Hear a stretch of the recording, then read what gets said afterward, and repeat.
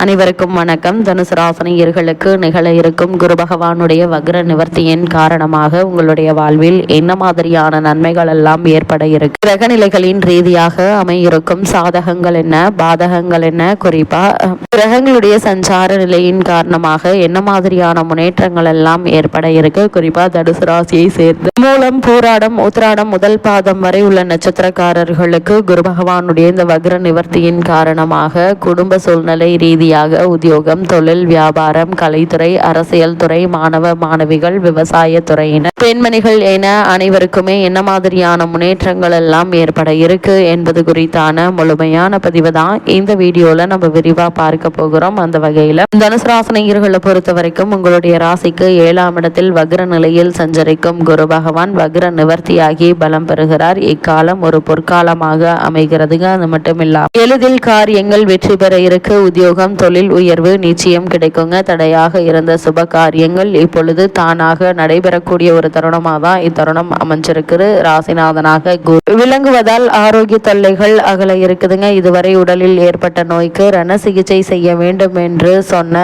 மருத்துவர்கள் இப்போது சாதாரண சிகிச்சையிலேயே குணம் பெற செய்வார்கள் என்பதையும் கிரகநிலைகள் தெல்ல தெளிவாக உறுதியளிக்குது. இக்காலகட்ட கிரகநிலைகளை ஆராய்ந்து பார்க்கும்போது இக்காலகட்டத்தினுடைய தொடக்கத்தில் உங்களுடைய ராசிநாதன் குரு வக்ரம் பெற்று சஞ்சரிக்கிறார். அவர் வக்ர நிவர்த்தியானது தடைகள் அகல இருக்கு. அர்த்தாஷ்டம சனி ஆரம்பமாகி விட்டதால் இனம் புரியாத கவலை மேலோங்கக்கூடிய ஒரு தருணமாகவும் இக்காலகட்டம் அமையிருக்குதுங்க. அதே போல உங்களுடைய ராசிக்கு 6, 11 ஆகிய இடங்களுக்கு அதிபதியானவர் சுக்கிரன். அவர் பஞ்சமஸ்தானத்திற்கு வரும்போது பிள்ளைகளுக்கு வேலை கிடைத்து மகிழ்ச்சி அடைய இருக்கீங்க. பூர்வீக சொத்துக்களை விற்று புதிய சொத்துக்கள் வாங்கும் யோகம் கை கூட இருக்குதுங்க. நல்ல காரியங்கள் பல நடைபெற்றாலும் உங்களுடைய ராசிநாதன் குருவிற்கு சுக்கிரன் பகை கிரகம் என்பதால் சில பிரச்சனைகளை எதிர்கொள்ள வேண்டிய சூழல் உருவாக இருக்கு. சிலருக்கு வெளிநாட்டிலிருந்து தாய்நாடு திரும்ப முடியாமல் தவிக்கும் சூழல் ஏற்பட இருக்குதுங்க. மறைமுக எதிர்ப்புகள் உண்டு. உங்களுடைய முன்னேற்றத்தை பற்றி எவரிடமும் பேச வேண்டாம். நீங்கள் உண்டு, உங்களுடைய வேலை உண்டு என்றிருந்தால் போதுமானதாக அமைகிறதுங்க. அதே போல் தனுசு ராசினியர்களை பொறுத்த வரைக்கும் செவ்வாய், ராகு, குரு மற்றும் சுக்கிரன் ஆகிய நால்வரும் உங்களுக்கு அனுகூலமாக வலம் வருவதால் வருமானம் போதுமான அளவிற்கு இருக்குங்க. குடும்பத்தில் வீண் செலவுகள் இருக்காது. நெருங்கிய உறவினர்களிடையே ஒற்றுமை நிலவ இருக்கு. சுப நிகழ்ச்சிகள் ஆகிய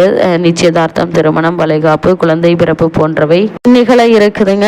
இருந்தாலும் அர்த்தாஷ்டக ராசியான மீன ராசியில் சூரியன், சனி இணைந்திருப்பதால் உடல் உபாதைகள் ஏற்பட்டு எளிய சிகிச்சையினால் உங்களுக்கு குணம் கிடைக்குங்க. ஒரு சிலருக்கு வீடு மாற்றம் ஏற்படக்கூடும். அது சொந்த வீடாக அமைவதற்கு சாத்தியக்கூறுகள் இருக்கு. அதே போல் வெளியூர் பயணங்களினால் நன்மைகள் ஏற்படும். உத்தியோகம் காரணமாகவோ அல்லது குடும்ப பொறுப்புகள் காரணமாகவோ வெளிநாடு சென்று வரும் சாத்தியக்கூறுகளும் இருக்குது. பழைய கடன்கள் இருந்துச்சு அப்படின்னா அவற்றை அடை நிம்மதி பெற வாய்ப்புள்ளத கிரகநிலைகள் எடுத்துக்காட்டுது. அதே போல் தனுசு ராசியை சேர்ந்த உத்தியோகஸ்தர்களுக்கு குரு பகவானுடைய இந்த வக்ர நிவர்த்தியின் காரணமாக மேலும் என்ன மாதிரியான நன்மைகள் எல்லாம் ஏற்பட இருக்கு என்று பார்க்கும்போது அர்த்தாஷ்டக ராசியில் சூரியன், சனி சேர்ந்திருப்பதால் அலுவலக பணிகள் சக்திக்கு மீறியதாகவே இருக்குங்க. உயரதிகாரிகளை திருப்திப்படுத்துவது கடினமாக இருக்குங்க. புதிய வேலைக்கு முயற்சித்து வரும் தனுசு ராசியினருக்கு வேலை கிடைக்குங்க. இருந்தாலும் அதில் பூரண திருப்தி இருக்காது. வெளிநாடுகளில் பணியாற்றி வரும் தனுசு ராசியினர் தாய்நாடு திரும்ப வேண்டிய அவசியம் ஏற்படக்கூடுங்க. அதே போல் தொழில் மற்றும் வியாபாரம் செய்பவர்களை பொறுத்த வரைக்கும் இந்த குரு பகவானுடைய வக்ர நிவர்த்தியின் காரணமாக மேலும் என்ன மாதிரியான நன்மைகள் எல்லாம் ஏற்பட இருக்கு என்று பார்க்கும்போது சந்தையில் கடும் போட்டிகள் நீங்கள் சமாளிக்க வேண்டி இருக்குங்க. அதே போல் பணியாட்களினால் ஏற்படும் பிரச்சனைகள் கவலை அளிக்கும். வரவேண்டிய பாக்கிகள் வசூலாவதில் தடைகள் உண்டாகுங்க. வங்கி மற்றும் இதர நிதி நிறுவனங்களுடைய கண்டிப்பு பண பிரச்சனையை அதிகரிக்க செய்யும். லாபம் சற்று குறைவதற்கான வாய்ப்புகள் இருக்குதுங்க. உற்பத்திக்கு அவசியமான மூலப்பொருட்களின் விலை திடீரென்று அதிகரிக்கும். அதே போல் கலைத்துறையினரை பொறுத்தவரை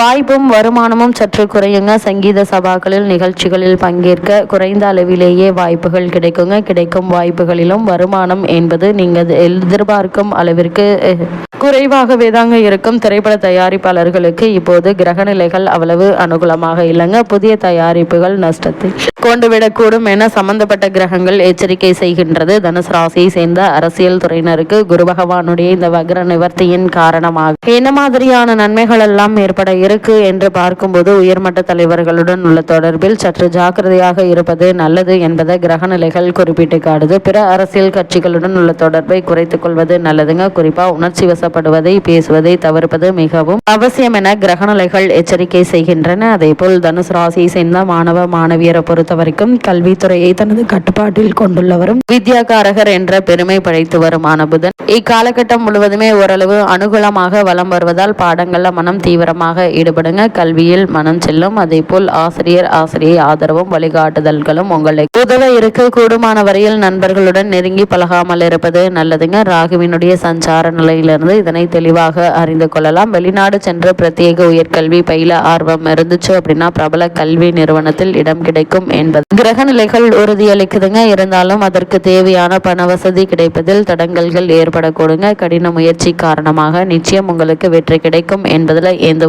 சந்தேகமும் இல்லைங்க. அதே போல் விவசாயத்துறையினரை பொறுத்த வரைக்கும் விவசாயத்துறையின் பிரதான கிரகங்கள் சூரியன் மற்றும் செவ்வாய் ஆவாங்க. இவ்விரு கிரகங்களும் சுபபலம் பெற்று சஞ்சரிப்பதால் நல்ல விலை உங்களுக்கு கிடைக்க இருக்க. வருமானம் உயர இருக்குதுங்க. கால்நடைகள் அபிவிருத்தி அடையும். தசாபுக்திகள் அனுகூலமாக இருக்கும் பட்சத்தில் சிறிய அளவில் புதிய விளைநிலம் வாங்கும் வாய்ப்பு உள்ளது என்பது கிரகநிலைகள் தெளிவுபடுத்துது. ஒருவேளை உங்களுக்கு பழைய கடன்கள் இருந்துச்சு அப்படின்னா அவற்றை அடைத்து நிம்மதி பெற சிறந்த ஒரு தருணங்க. உங்களுடைய பொருளாதார நிலையை சீர் செய்து கொள்ள ஏற்ற ஒரு தருணமாகவும் குரு பகவானுடைய இந்த வக்ர நிவர்த்தி இருக்கு. அதே போல் அரசாங்க சலுகைகள் ஓரளவு கிடைப்பதற்கு சாத்தியக்கூறுகள் இருக்குதுங்க. அதே போல் பெண்மணிகளை பொறுத்த வரைக்கும் வேலைக்கு சென்று வரும் பெண்மணிகளுக்கு பணிச்சுமை அதிகமாக இருக்குங்க. மேலதிகாரிகளின் கண்டிப்பு கவலையை ஏற்படுத்தும். புதிய வேலைக்கு முயற்சித்து வரும் தனுசு ராசி பெண்களுக்கு வேலை கிடைக்குங்க. இருந்தாலும் அதில் பூரண திருப்தி இருக்காது. காலகட்டத்தை பொறுத்த வரைக்கும் செவ்வாயை பொறுத்த வரைக்கும் உங்களுடைய ராசிக்கு 5, 12 ஆகிய இடங்களுக்கு அதிபதியானவர் செவ்வாய். அவர் சுகஸ்தானத்தில் சஞ்சரிக்கும் போது கல்யாண முயற்சி கைகூட இருக்கு. கடமையை செவனை செய்து வெற்றி காண இருக்கீங்க. அதே போல் குடும்ப சுமை கொடுங்க. கொடுக்கல் வாங்கலில் இருந்த தொய்வு நிலை அகல இருக்கு. தொழில் வளர்ச்சிக்கு பெற்றோருடைய உதவி கிடைக்குங்க. தூரதேச பயணங்களை உபயோகப்படுத்திக் கொள்வீங்க. அதே போல் நீங்கள் வைத்திருக்கும் வாகனத்தால் செலவு அதிகரிக்கிறதே. புதிய வாகனம் வாங்கலாமா என்று சிந்தித்தவர்களுக்கு அந்த முயற்சி கைகூட இருக்குதுங்க. இத்தருணங்களை பொறுத்த வரைக்கும் உங்களுடைய ராசிக்கு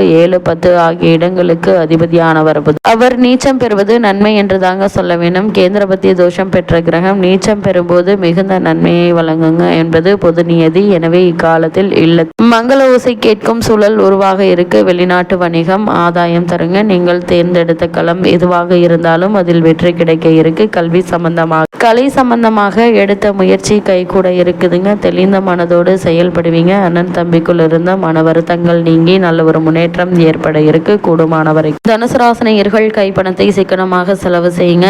கடன் கொடுப்பதை கண்டிப்பாக தவிர்த்துக்கோங்க. கொடுத்தால் திரும்பி கிடைப்பது சற்று கடினம் என்பதை கிரக நிலைகள் முன்கூட்டியே அறிவுறுத்தும் பட்சத்தில் சற்று கவனமாகவும் எச்சரிக்கையாகவும் இருப்பது அவசியங்க. இத்தருணங்களை பொறுத்த வரைக்கும் கிரகநிலைகளின் ரீதியாக கூறப்படும் பரிகாரம் என்ன என்று பார்க்கும்போது தினமும் காலையில் நீராடிய பின் ஸ்ரீ மகாலட்சுமி அஷ்டோத்திரம், ஸ்ரீ கந்த சஷ்டி கவசம் பாராயணம் செய்யுங்க. எண்ணற்ற நன்மைகள் நிச்சயம் உங்களுடைய வாழ்வில் ஏற்படும்.